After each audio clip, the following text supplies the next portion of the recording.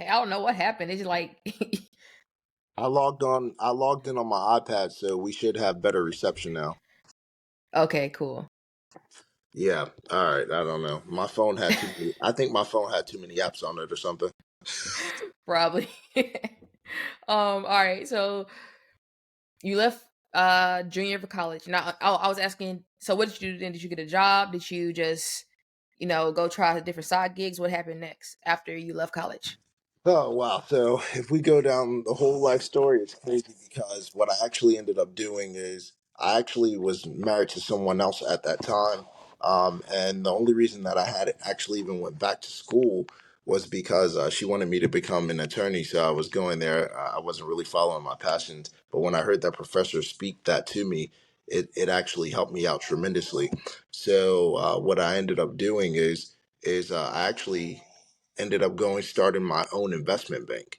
So I made a bunch. Make a long story short, I ended up going down to Mexico, making a lot of wonderful connections, and I stayed down in Mexico structuring deals in the Latin America section. So I did that for a few years. And it put a strain on my previous marriage being in Mexico for so long. So what I Hmm. ended up doing is coming back to the United States and getting into sales. So I did some sales. I worked for Wyndham for some time, and that was it. And then I got tired of that because it wasn't really my real calling. So it's kind of like any time that I would go and work for somebody else, um, it wouldn't speak to me. So I would always leave because it wasn't my calling, and it didn't matter if I was making six figures or not. I just Yeah. couldn't stay there because it wasn't feeding my soul. I feel you on that. I feel you on that. Like being somewhere that's not feeding your soul is like depleting your soul. And then you're there for like 8 hours a day, depending on if you work longer, then it's like your days and weeks and months are like depleted, drained. Yeah, I feel you on that. So how did you Not get? only that, Oh, like in the sales industry, we would go in at 5:30 a.m. for a morning meeting. We would get our first tour because it was timeshare. We would get our first tour at like 7 a.m. And you may be there depending on how the tour went and how many other people sold that same day. I remember leaving the office sometimes at 9 and 10 p.m. no, that ain't living. No, not at all. Not at all. Maybe if you're like younger and single with no other kind of life, even then, even if you did, a person don't have like a family and all this, it's still kind of that's kind of long. It's Yeah. excessive. You don't have time to live and explore and be creative if you're like working from 5 a.m. to 9 p.m. That's just Yeah. my opinion, y'all. Don't knock me out. So how did you get into trading? Like what happened there? Like I met you from the trading community. So let's get into that. Like because obviously you're pretty good at it. I see your post, and I know you used to like do some of the trainings on Zoom like Yeah. a few years ago. So how did that fall into your lap? So how I ended up trading was um a younger brother of mine, he had a friend, and one day, this was like early 2020, right? And we're all sitting around and we're like, what are we gonna do? We're all kind of about to go into lockdown. And I remember my brother coming saying, oh, my friend Brian just made $10,000 trading oil contracts today.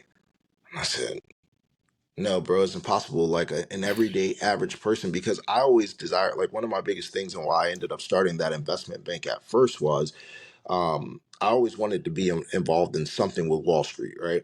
But Hmm. I knew that since I didn't have the pedigree that they were looking for, I wasn't going to be able to break into any investment bank. So that's why I went into Mexico, started my own thing. And one thing that I can say before we get into the trading is down in Latin America, for anybody that's listening to this, if you're willing to leave where you are now and you're willing to go to Latin America, you're willing to go to the Caribbean, there's so many opportunities that are available to you.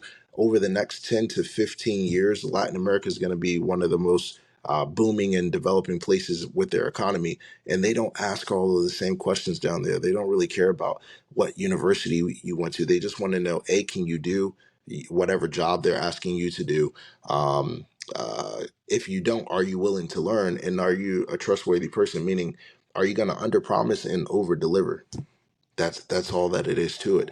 And so how I ended up in the trading was when my brother told me that Brian had made this $10,000 that day. I said, impossible. Everyday average citizens don't have access to the markets like that. You have to have a Mm-hmm. Series 63 or some kind of banking regulated license to have access to a derivative to make that kind of money. And then he said, no, bro, Brian wouldn't have lied to me. He made this kind of money. So Brian ended up coming over to my grandmother's house that day. We sat down and talked, and he said, hey, I'm part of a group of people in New Jersey, and they're an investment group, and they're teaching people how to trade. And I went, I sat down, I listened to their presentation. I ended up joining that. And that's how I got my foot in the door with trading. Okay, yeah. So like, I think that part, like knowing that someone made like 10 racks, like a normal everyday person, that doesn't have like 10 degrees, not working 30 hours not 30 hours a day, but like not Yeah. working 20 hours a day, making that kind of money. It's like, wait, what? That's Yeah. what got my attention as well. Yeah. Really. You know, that's really what set it off, the 10,000. And then I was like, well, if he can do it, I know I can do it. It was one of those types of things. And I think that's another the thing about entrepreneurs, we have that spirit or the attitude like, oh, if this person can do it, I can do it too. Yeah. And I assume that everyone has that mindset, but that's not true. Because I'm like, what? Like, if this person can do this, why can't you do it? Because Right. that's how I think, but it's not. It's not the same for everyone else. So in 2020, you start learning to trade. Like what? Explain the road of learning, the So road of learning to trade. so when I get into something and I love it, I become an extremist in it, right? Hmm. So as soon as I dove into it, I really could tell that this was something I was going to be passionate about it, and so this particular platform that I was a part of and you were a part of as well, it was so many different educational outlets for you to be able to learn. Hmm. And I remember first starting off trading currency pairs, so I traded forex, and I remember saying to myself, man, this takes 2 or 3 days sometimes in order to hit a profit. There has to be a better way. And then there was an educator that was on one day, and his name was Orrin Wright. And I remember listening to him, and he was like, yeah, I just caught 1,000 pips today. And I remember thinking, if I could just catch 1,000 pips, everything would be okay. And I didn't end up staying with that particular group that I joined with first. I ended up stopping, and then I ended up getting with a group that was in Detroit. And I think that's how we ended up getting connected, because Yep. the group that was out of Detroit, and they had a whole different trading style, and they were trading indices. Hmm. And once I found out about indices, oh man, after that, I really fell in love trading the DAX, trading NAS, trading gold, and trading silver, and all those different things. And from there, the rest is really just history. I feel in that. So for me, trying to think, it was like around 2020 as well. Someone that I went to college with. I don't have a degree. I was in the Yeah. military. Went to college with, reached out, and a few months prior to her reaching out, I saw somebody on Facebook talking about it like a year prior to that, or a few months prior to like the shutdown and all that. Yeah. And I'm the type of person, I'm like, oh, I can figure it out on my own. Hmm. I Google it. I look up what I have to do. I couldn't even figure out MetaTrader 4. I didn't know that I needed a broker, none of that. So I kind of like, I was like, Yeah. yeah, I don't get it. So I kind of look into just stocks and stuff like that. Even then, I wasn't really super hands on. But then when my friend reached out to me, then again, I connected with a group, started learning a little bit more about trading, and then I left that group and started learning about trading like through a person who like that his job is teaching people how to trade. It wasn't through a Right. platform. Um and then I went back to a group. And one thing about the groups, I noticed that some people like they were, so focused on like trying to build or Correct. recruit Correct. that they weren't learning the skill. I thought I put my phone on do not disturb. 1 second. Okay. No, it's fine. Because it keeps taking you off the camera. But yeah, Okay. so they people were like so focused on learning to recruit that they weren't focusing on trading. Man, I can recall like when I first started learning how to trade, I would be so busy, and my wife, she was okay with me learning. She knew that she's always known that I'm an entrepreneur, and I like to Yeah. when I get something like I get obsessive about it. I want to know everything about it. Yep. So I'll be at work all day. I get off work, and then I'm on a call, I'm on a train, and it'll be like all even, and it lasted for like a few weeks. But I couldn't really fully get into it because I'm at work from 7:30 a.m. Yeah. to like 5 p.m. and that's when you really trade. So then I'm like, Yeah. okay, if I get up a little earlier, so I start waking up at like 2:30 in the morning, 3 o'clock in the morning to try to figure out the trading, and then go to work all day, and then Yeah. come home, and I'm like on calls trying to learn or watching videos, and that was a routine for a few months, and it kind of put a little pressure on my marriage because I'm like, she's like, you're too tired for anybody else, Yep. you're grumpy because you're not getting enough sleep, so I had to like reevaluate some things, but even though it wasn't as profitable as I wanted to be, it was like most of those like not lucky trades, but you don't know the pain of losing yet. So it's like, oh, I'm winning. And at Yep. that moment, I knew I'm like, yeah, I'm not staying in the military. And when my contract is over, I am getting out. And so I was just determined to like learn more about it. But again, got connected with the Detroit group, and a lot of people were focused on building. And Yeah. meanwhile, I was like, I think the video that really got to me was Smart Money Concepts or something like that. Yeah. Or Yeah. yeah, it was like one of those like ICT. Yeah. it was maybe 12 modules, and I went through it, and even with trading, like you can learn the technicals behind it, but then it's the roller coaster of like the emotional, the spiritual, the mental part of it Yeah. that most people don't know about. You get I hit with a mean, right. wall. Right. You're absolutely correct. Absolutely correct. Especially because in the beginning, like you're saying, when you're having such, so I'm a person, and it seems like you're like that as well. I catch on to things very quickly. Hmm. But when we actually got into the market, there was nowhere for the market to go except for up. We weren't, there wasn't really any structural pattern. Like today, the market is actually trading more of like how it's supposed to. There's a structure, you have volatility in it. And the market was really volatile, but it was only going bullish back then. So it didn't Yeah. matter when you got in the market, as long as you could sustain a pullback, as long as you hit buy, you were going to win eventually, but towards and what I would say, I started off.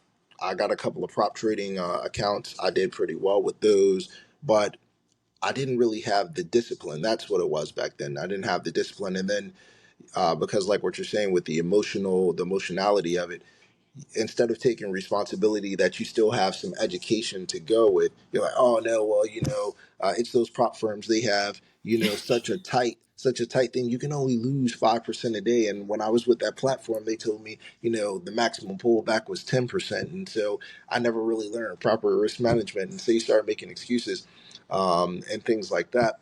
And then I had a couple of friends of mine that are like, "Hey, you seem to be doing pretty well with this trading stuff. I'm going to give you some money." And so then you're like, "Okay, yeah, that works out pretty well too." You know what I mean? And then Yeah. the one big thing that I can tell everybody is this: listen, if you're starting off trading, even if you've been trading for a while, if your friend, family member, anybody comes and tells you, "Hey, let me give you some money," do not take it. The reason why I'm going to share this with you is because you can be one of the best traders in the world, but the emotional pressure that it's going to place on you, having somebody else's capital managed like that, especially like when they're that close to you, and Hmm. fear creeps in. And you're like, well, what if I lose this money? And guess what's going to happen? As soon as that fear creeps in, you're going to lose the capital. It happened to me. I lost a ton of money in like late 2020 going into 2021. So, and that was where I got my biggest education. I lost probably like over $110,000. Wow. Yeah. That's a lot. But hey, that's the someone called it the tuition of trading or something like that. When Yep. you lose all that money, because you can paper trade all day. You can Yeah. learn the technicals, you can learn the structure, but the emotions behind it, the fear. Can you take a trade the same way you did the day before, even if you lost $5,000 or if you lost, That's right. $100? Can you take the next trade as if that never happened? Are Yeah. you sticking to your traded plan? Yeah. So how did that affect you emotionally? Like, you traded someone else's capital, like not just a prop firm, but family. How did that affect you and how did you bounce back from it? So at first, it was going really, really well again, because at first, when I got the first capital, the market was just going up. So I would get in and, because I had so much capital in the account, I could make $3,000 a day. And so that was going really, really well. I'm like, oh, I made 3,000. And that was kind of like the target. I was like, okay, I see $3,000. I'm stopping. I'm seeing 3,000. I'm stopping. And that went really well for like 2 weeks. And I would Hmm. withdraw it every day. I would give them their portion. I would take my portion, withdraw it, give them their portion, take my portion, and then all of a sudden one day I was up $2,500, and I'm like, oh, $500 more. and I didn't see it, and then it went back to 2,000, and then it went back to 1,500, and I'm like, I could just see 2,000, and next thing you know, I'm $1,500 red, and then $10,000 red, and it was just one of those days where the market decided it was going to reverse. And from that point on, it was kind of that. I don't know if you were still trading at this particular point, but towards the end of 2021, what ended up happening is the market decided it was going to take a nosedive. Yeah. And it never went back up from that point. It's starting to recover now, but from that point, it took like 18 months just straight nosedive down. hmm That Yep. was There was like the what is it? Break and retest. Yeah. It shot up like so in 2020 when everything happened. I wasn't familiar like when COVID affected the market. I wasn't familiar with Yeah. the market at the time. But looking back, everything shot down and then it came back up. So when Hmm. it broke and then it had to retest, and kind of balance itself out because Yeah. there has to be some balance there, For but sure. but you know what I'm talking about because you're a trader. Yeah. Um, so that happened. So like what were your feelings behind it? Like how did you move forward past that? Because I know that has to be that's a painful emotional moment and if you're not careful, it gets to the point of like, man, am I really good enough for this? Or you some people for myself, I had to like work some stuff out in therapy because it brought up a whole bunch of old crap. Yeah. Like if constantly losing trades, it's like, oh snap, let me work out some other stuff as well. Yeah, so on that first initial capital that I lost a whole friendship over one capital thing, and the crazy thing about it is when we first went in, we never had any contract. It wasn't anything. It was like, hey, if this money wins, we win. If we lose, we lose. But as soon as the money was gone, the friendship kind of ended as well. The one with the larger capital, because it was like three different people that invested, so the larger capital was my uncle. And I mean, it didn't really matter to him. It was like win or lose, draw. It is what it is. He was just really trying to help me get ahead. And the reason why I took that emotional time down is there was a pregnancy going on at the time. So I have a 2-year old, and he was in the process of coming into the world, and so you're feeling all this pressure and like, I got to make money. I got another kid coming into the world, and all these different things, and so that kind of made me rush into the market. Yeah. Instead of like sitting back thinking clearly, okay, what move am I looking for that day? I would just rush into the market, and that's the day that the market decided to take that nosedive. And then a few months later, I had a friend of mine that came, and I told him no. I absolutely told him no. He was like, hey, listen, you're a great trader. I'm not exactly as confident in my trades right now. Let me give you about 40K. And I'm like, no, no, I don't want the money. But he called me on the phone. He's like, I already, withdrew the money and I put it in an account. Just take a couple of trades. If you don't like it, you don't like it. And so then I'm sitting back and I'm like, now my son is born at this time. And I'm like, hey, I got to get a little bit more capital. And so I fed into it. Now, the first week, I did really well. I did really well on it. But then he called me on Friday and he's like, do you want to take a withdrawal? I'm like, nah, I don't want to take a withdrawal. Let me just take these profits and keep on building. So greed kicked in, right? Let me just take these profits and keep on building. Because, and this is what I have to say to anybody that's thinking about getting into anything entrepreneur, but especially trading, you have to remember how hard it is for the average person to actually make money.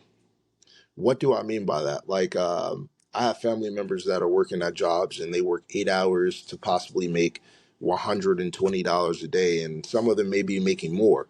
But as a trader, you can see some larger numbers. You can see 500, 1,000, you know, like I said, $10,000 in a day. And you have to realize how much money that really is. See, the thing that happens with a lot of us, especially like, and I'm just speaking to my background.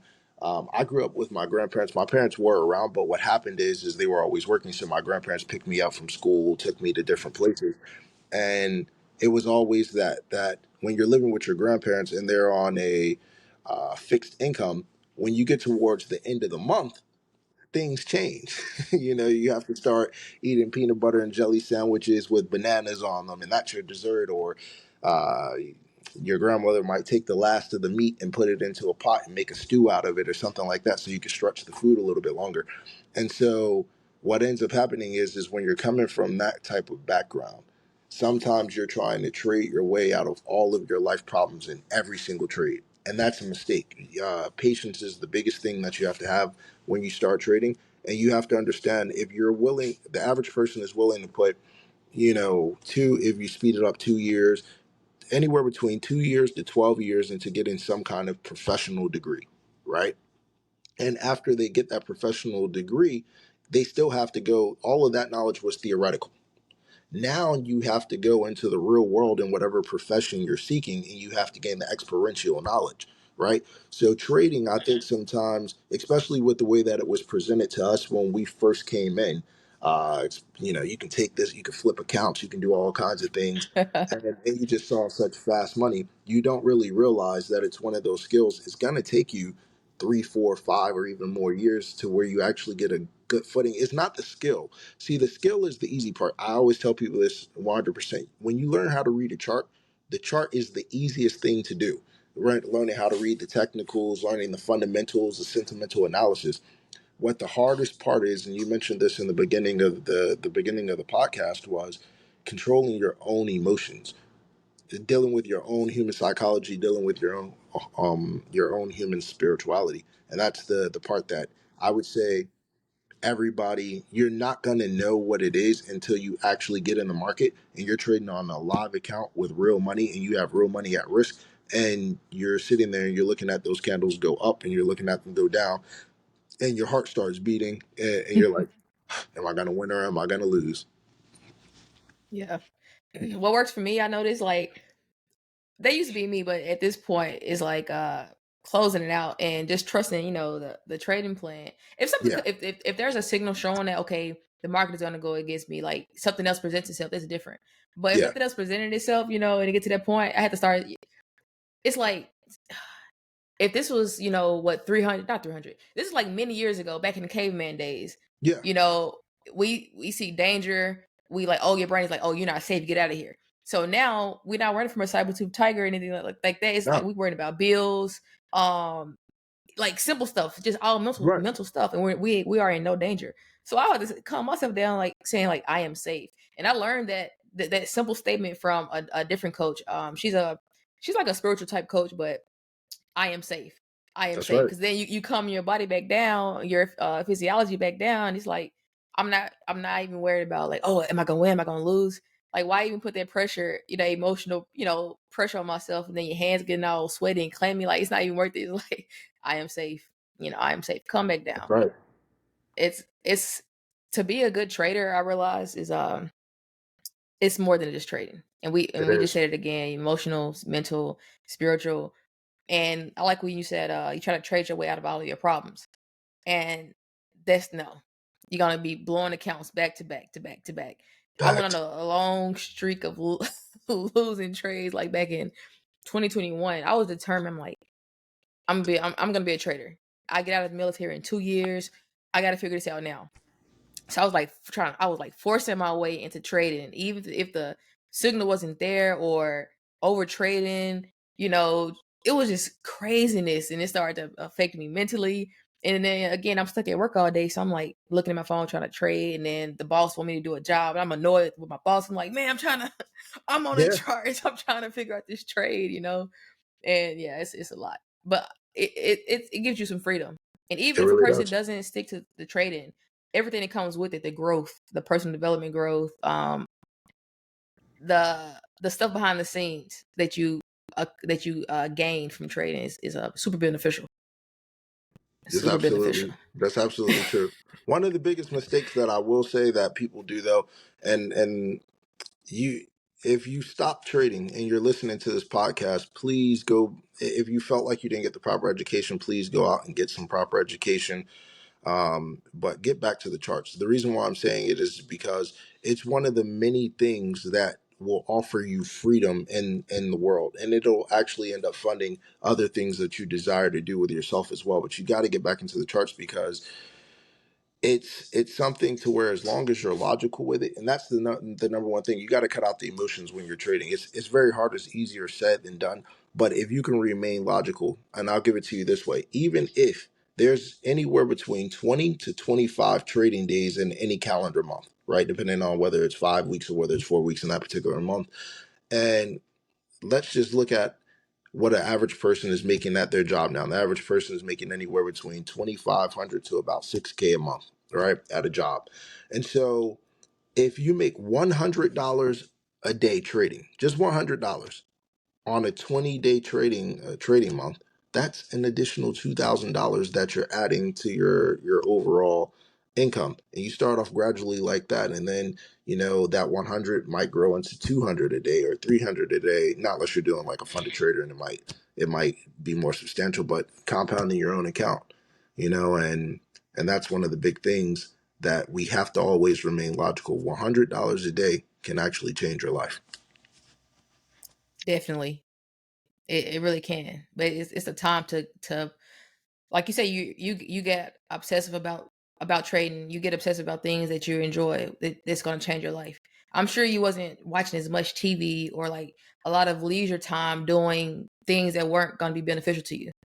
So I know that's how it, well, I don't know for you, but I know for myself when I was Mhm. learning to trade, it wasn't like a lot of TV time, a lot of hanging out, chilling, none of that. It was like study, study, study, study, study, study, to understand what's going on. And people just got to be willing to like, have some delayed gratification and, Yep. hang out later another time or turn the TV off, like Netflix, all that stuff, the media, you know, it programs us and distracts us, takes us out of, reality. And, yeah, you want to get out of reality, it's fine. But what are you gonna do when reality when it gets so bad and Yep. reality sets back in and you still in the same spot? That's when it's Correct. painful. That's when it's painful. So yeah, I'm not even gonna go down that road because I can talk about that forever. It's true. Or your life had a pullback, and you weren't able to see. My theory is this: if your life isn't where you desire it to be, you don't have time to do anything else except for get your life to where you desire it to be. And everybody's picture of that is going to be different. Some people will say, "Hey, my desired life is just to have a house, a significant other, a kid or two, maybe no kids, a couple of dogs, maybe no dogs." Everybody's version of that is going to be different. So, like for me, I have 5 kids, so 5 kids. And my wife and I were always talking about different things, but what does our ideal picture look like? Well, our ideal picture is a lot different, probably, than most people's thoughts. We're like, oh, private teachers, so that we can travel the world at all given times, and a lot of other things. But you have to think about the amount of income that takes. So for us, we're always thinking more of into the billions, right? Hmm. Yeah, we eventually you have to hit it towards the billions. Why? So you can have that specific lifestyle. You can be able to do good and help other people that are around, and a bunch of other things. So um, you always have to keep a big grandiose picture in your mind, and it doesn't matter what circumstances you're going on with in life. You have to negate what your present reality is and hold on to whatever the dream is that you see in the future. And one of the biggest things that kind of hurts as a person, or just as a people, my dad was like growing up, he was kind of one of those people where he would always try to take a shortcut, right? So it's like, oh well, if I could do this and save $15, then I'm going to do it. But, and it goes back to what you said in the beginning. Instead of going out getting the proper mentorship in the beginning, what you did is you tried to go out and you tried to do it on your own, and you didn't know Yeah. anything about MetaTrader or how to set up a brokerage account. That's actually a costly thing, because the most important thing that we all have, the biggest commodity, is time. It's not refundable. So once time goes away, it's never coming back, right? So it's better to take whatever amount of money a mentor is asking for, you invest that so that you can get your time back quicker. Yeah, I mean, it's the same investment as going to college or, Yep, going to get a trade. You paying for it. Everything is an investment. So that's right. that's how I've always had that mindset. And before I was always like a go getter. I would like go hard, no leisure time, no fun, just like going hard. And I had to learn to like slow down and smell the roses and relax a little bit. And now I'm on the other side of all that craziness. I know there's a balance. But when I need to work, I know when to get to work and when I can like, relax and enjoy time with my family. Um so when you were trading, that you like, are there any books or video that you like watched a lot of or read a lot that help you with your trading, or was it all like hands on actively learning from, trial and error? So after I left the platform, it was really at that point I started trading with my wife all the time. So it was really just a lot of trial and error. And then what we started doing is I just, and this is a simple Googleable thing. I said, who has made billions of dollars from trading? And then Google provided me with a list of people that had made billions of dollars from trading. So one person that I heard, her name is Linda Raschke. Linda Raschke managed hundreds of millions of dollars. She was actually one of the first female traders that actually traded on Wall Street. And Mm. she had a lot of great information that was on YouTube. That's, well, not was, it is on YouTube that's readily available to listen to. Um, and it was more of like psychological things. She didn't really delve into the charts that much, but it was more of like psychology. And then there is S&B Capital. I'm not putting any endorsement on it, but the gentleman that runs S&B Capital, he actually became a billionaire just from trading, and he put a lot of videos that were on YouTube. But the one thing that Linda Raschke once said, and this was the biggest thing, she said, when you're about to trade, don't look at the news. It doesn't matter really what the news is going to do. It's already priced into the market. I was like, Hmm. what? It's already priced in? It's already priced in. It's going to be in the market structure. The structure of the market or the technicals of the market should tell you where the market is going. It's right before you get ready to trade, make sure that all distractions have been cleared out. You have to go in with a clear mind. Eliminate any decision that you can before you get into your trading day. And the one thing that Linda also opened up is that the market is infinite. So one of the biggest things that used to be a problem for me is I used to rush into the market, right? Because I perceived Mm. that the only time that the market was going to have a good volume was from 9:30 in the morning until 11:30. And then Linda said that she trades in the afternoon because all of the volatility has already gone, not all of the volatility, but all of the news and everything that was going to happen in the market. It's already determined its direction by the time that the afternoon has come. And so that really put a lot of clarity for me listening to Linda. So Linda Raschke was somebody that was um, very influential. The next person that I say is a gentleman by the name of Dr. Spiller, right? Dr. Spiller, he goes on, and I can relate to Dr. Spiller a lot because we're from the same community. So he's speaking directly to my soul a lot of times when he's Yep. talking. And I get on and I listen to his morning blows right before I get into the market. And it really helps because he keeps you grounded. He talks to you in a way that keeps you grounded. It keeps you focused, and he's being real. He's not sugarcoating anything. He's not trying to put on any facade. And so those two individuals right there really had um, a really big impact on my trading. I'm gonna have to look those up. I'm familiar with Dr. Spills, Yeah. and I read like Mark Douglas Trading in the Zone, or Oh yeah, trading it in the zone. Yeah, Mark is, Douglas. yeah, and then I watched like there's a YouTube series. It's like maybe six different episodes or parts about trading. What is it? How to trade like a professional or Yeah, profit. yeah, Yeah, it's like yeah, six parts, and I watched that. But this is back in 2021, and I was like, why? Like, I'm trying to do what he said, and why is it not working for me? But it took more education, and not just like watching videos, but more trial and error of learning the type of trader I am, and yeah. habits that's holding me back. Because what I noticed as well is like whatever habits I'm doing, and it might not be true for everyone, and maybe I get past this as well, but however, whatever my life is like, whatever habits I'm implementing outside of trading, whether it's impulsiveness, greed, like any of that, anything that's like anything that's not helpful to my body and my soul, I'll tend to trade the same way on the chart. So if I'm being like impulsive, just buying crazy stuff, or being super greedy, whatever like that, it tends to reflect on the market. And I noticed that Mark Douglas talked about that, but I couldn't really see Right. it until you can't see it until you see it. You don't know until you know. So I know, like for me, whatever my life is like, my personal life is like, is gonna reflect on the market. And it'll be nice to if I like again if I get to the other side of it of detaching those two. But for me right now, that's what it's been like. So I have an uncle, and his name is Cookie, and he used to tell me this all the time. Son, how you do one thing is how you do everything, right? Yep. And so and it holds true. How you do one thing is how you do everything. And you know, the biggest thing about trading, and my wife tells me this all the time, and I'm going to get better at doing this part, but like trying to meditate and slow your mind down doesn't necessarily mean that you have to sit there and go om, but doing something to where your mind slows down, your thought slows down. So for you, one big thing that you were saying before is when you're in a trade, you say to yourself, you chant the mantra, I am safe, I am safe. And that takes you out of that flight or flight mode. Yeah. And it allows you to be able to sit there and concentrate. Another big thing that has helped me trade more tremendously is recording my trades.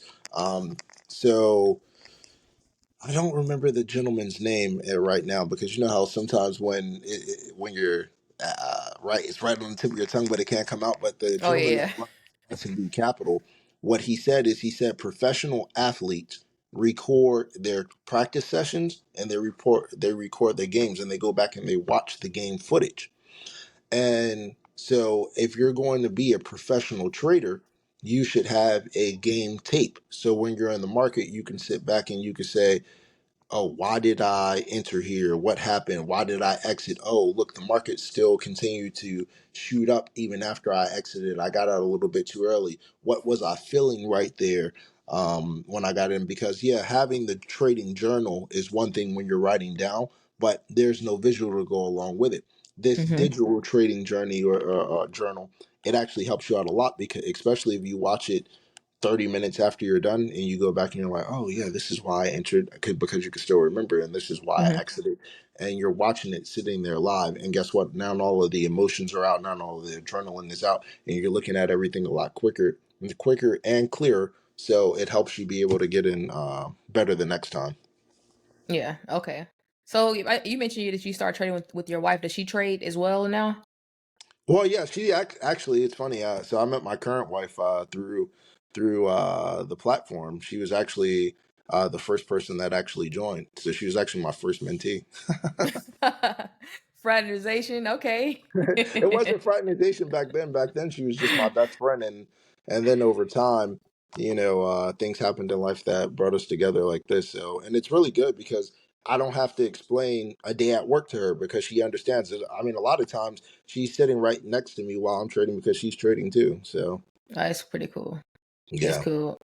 Yeah, it's nice like to have someone that understands it. My wife doesn't trade, but I talk to her about it all the time. And it goes over her head. I'm like, I'll talk about charts. I'm like, oh, look at this. This is what happened. I took this trade, and then I started losing. I stopped talking about it.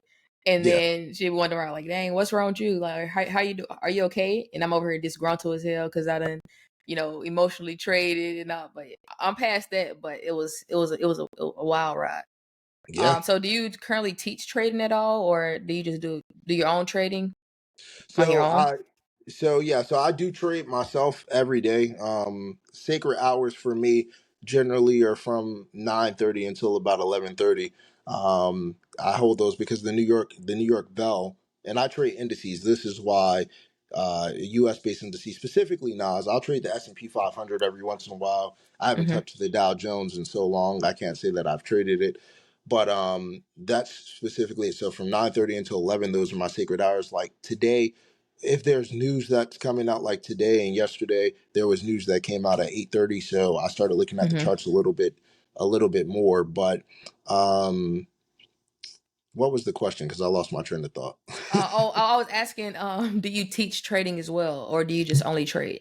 Yeah, so I do both. So I've had some one-on-one students that have come, and I've been doing one-on-one. And recently, my wife actually just said to me, she was like, "Hey, babe, you know what we should do? Because there's been a lot of people asking.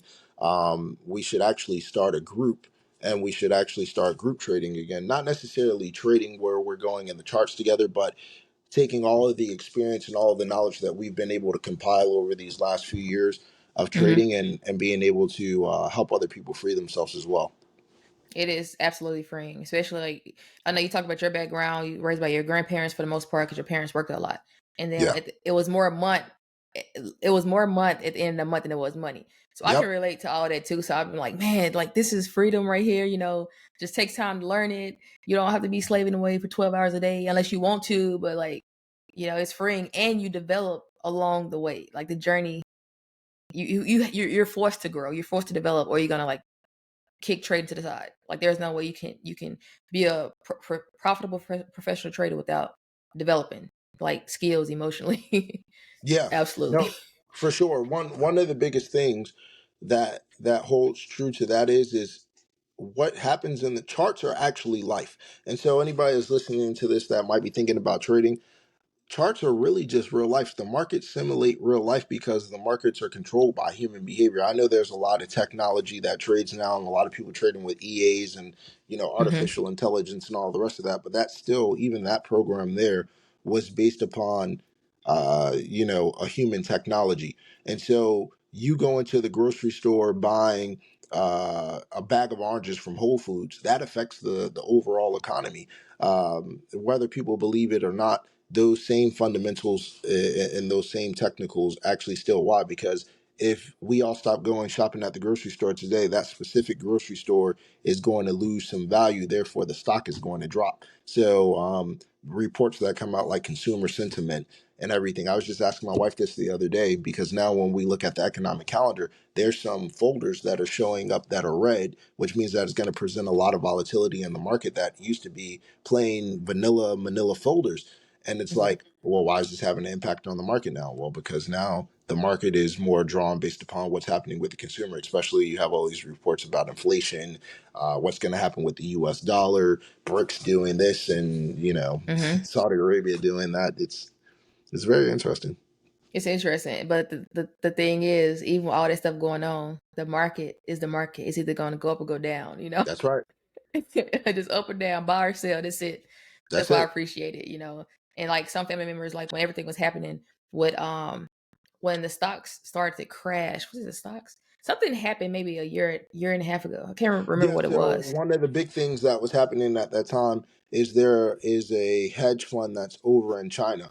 And I can't Hmm. remember the name of the hedge fund right now, but it controls like a lot of real estate all over the world. Is And it they were BlackRock started. or Blackstone? No, it's not BlackRock or Blackstone. Those are US based, but it is a name similar to those two, is maybe Black something, but I can't remember the name of it right now. Essentially it started faltering there, and the credit rating started dropping, and because Hmm. they control so many assets across the world, it had a impact on the market. Another thing was there was a ship that was stuck in the Suez Canal or something like that for Yeah.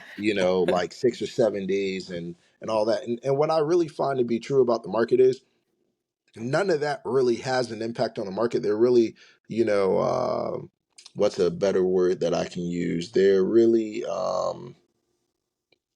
stretching the story when they say that that has an impact on the market, because the market was going to sell anyway. They just come up with an excuse for the everyday average person that's watching CNBC Hmm. about why the market dropped or why it bought, so that they can keep it exciting. But the market was going to do whatever it was going to do, regardless to whether we woke up, whether the ship went into the Suez Canal, whether that company went bankrupt or stayed afloat. It was still going to go up or down, just Yeah. based I upon mean, market structure.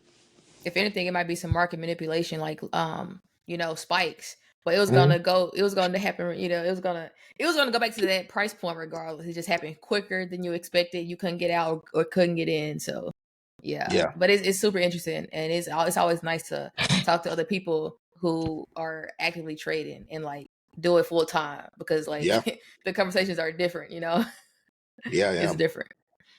So you asked me So. about that education. I'm definitely going to be starting that group within the next 2 weeks. I was going to start it back in July, but what happened is with my wife being pregnant, then, and like it's so funny because this is how life can change, right? The baby was supposed to be due on July 26th, and the baby didn't come until like 2 weeks after that. So Mm. yeah, I was like, no, it's not a good time to start a trading group. But now that the baby's here, he's a month old, and everything's Yeah. good. Now I have the time, and I guess she has some more time too to go and actually be able to invest into people. Yeah. So is it okay if I put your Instagram in the show notes Yeah, that's so people fine. can find you if they want to like reach out to learn how to trade and all that? Yeah. I don't actively teach. I talk to my family about it, but I don't actively teach people how to Hmm. trade. I could get into it, but I have my own little thing going. I'm like, I want to be a life coach. I want to, help people, get on track. But I'm like, maybe I should actually start teaching people how to trade, because most times, yeah, so you have to develop as a person, but most problems people have come from lack of funds. So Correct. it's like, man, maybe if they learn how to trade, they'll be forced to develop, then they have more money to do, have a better life. But then again, I can't control how people live their life and make their own decisions. Not at all. Not at all. But yeah, is it anything like anything you want to leave us with? Any like strong, uh, like let's see, key terms or like nuggets that you want to leave us with, so our listeners can like take it in and apply that? Yeah. So this is not just in regards to the charts. This is in regards to life, and this is something that I'm working on doing every single day. Always follow your first gut. Always follow your first gut. Don't negate it and don't listen. So, like, generally, the best advice for your life is actually going to come for you. What happens is it come from you. What happens is sometimes we, over time, because we may not have always followed what our intuition told us to do, it causes, when you don't follow what your intuition tells you to do, it causes you to lose confidence in yourself. So then when you begin to lose confidence in yourself, you begin to seek advice from outer sources on how you think you should lead your life. Well, nobody actually knows how you should lead your life or what's right for your life except for you. So, what you have Hmm. to do every single day is just do whatever you promised yourself you were going to do. So, if you said, "Hey, I'm going to get up at 5 o'clock," you have to make your best effort to get up at 5 o'clock. If you said you're going to get up at 6, you have to make your best effort to get at 6, because even those small wins and those small things that you're doing is going to help your confidence go back up. And if your gut, I'll use a simple example. We've all done this before. You're driving down the street, and while you're riding down the street, you've taken this route a million times. So your mind says, go straight because it's going to be 10 minutes faster. But your gut keeps telling you that you should get off and you should veer right and you should take the path that seems to be a little bit longer. But you're like, no, that doesn't make any sense. Why the heck would I do that? And then Hmm. so you continue straight on the path because your mind told you to do it, because that's what you've done a million times. And then you end up stuck in traffic for an hour and a half. And that was your spirit, or it was your intuition that was trying to tell you veer right, because that's going to help you get to where you're trying to go. So the more that we get in tune with our spirit, or we get in tune and aligned with what our intuition is trying to tell us, the easier our life's going to be, and the more that it's going to soar. And that doesn't matter whether you're trading, whether it's a business decision, whether it's a big life decision like a marriage, partnership. It doesn't matter what it is. Always follow your gut. It's going to lead you in the right direction. That, hey, I hold that to be so true. Because once you know you're aligned, mind body spirit, or mind body soul, when it's all aligned, things flow so much better. But if your mindset, saying do one thing, your soul or your intuition said do something else, Yep, it's not aligned. So now there's an internal battle. that's right. And that's why, again, you had to learn these. You might have like learned it before you started trading because you're an entrepreneur, Yeah, but I'm sure when you started to trade, you had to like hone in on acknowledging the intuition and acknowledging how to build your confidence. Because if you lack confidence, like you said, everything how you do one thing is how you do everything. So if you lack confidence in an area and it starts to fester and grow, then it's gonna, hey, you can't be a profitable trader with lack of confidence. And yeah, that's a whole, yeah, again, I would go down the path and be talking about it forever, because like everything is connected. yeah, And I'm gonna say one thing. When I told, I had a therapist like maybe 2 years ago, and I was telling her like I be careful, because I know how you do one thing is how you do everything is connected. And she tried to like mhm, explain how it's not all connected. There is ways to not for it to not be together. But I'm thinking like that, even though we had good conversations, it was a good sessions, but that little part she said, I'm like, nah, that's not true, yeah. because I know for sure how I do one thing is how I will do everything.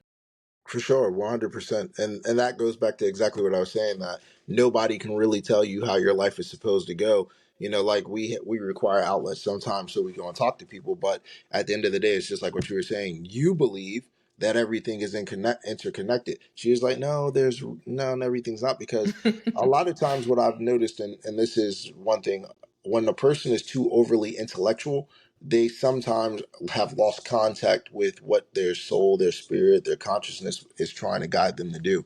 And because they're Hmm. relying so wholly and so much on their intellect, that they lose communication and contact with what's within them. Definitely. That's true. You have a lot of the stuff you're saying, like it's all like facts. all facts of the stuff you're saying. So I know you ain't just spitting it out of nowhere. And I know you're probably a profitable trader if you're applying the things you're saying and the knowledge you have around that. If you're applying it, then you probably will be a good mentor to people who wants to learn how to trade. And I will be adding your information to the show notes. And I appreciate it. And I want to say I'm extremely happy and grateful, and thank you for thinking of me for this episode. You could have picked anybody to be on it, but you chose me, and I want to express my gratitude for allowing me to have this platform with you today to be able to share it. And thank you for taking time out of your busy day. You know, you have 5 kids, you're a husband, so I'm sure your schedule is like busy. So thank you, and I appreciate you for taking time out, even with the technical issues. Like I appreciate that. Yeah, and I thank you for having the patience because I didn't know what was going on. I ended up having to log out of one device and get on another, but finally we were able to break through, and I hope those technical issues don't interrupt everybody absorbing the message. No, I'll do some edits, put it together. It'll be good to Oh, go. okay. All All right. right, y'all. Thank you for tuning in to this episode, and I will see y'all on the next one. And we are out. All right. Peace.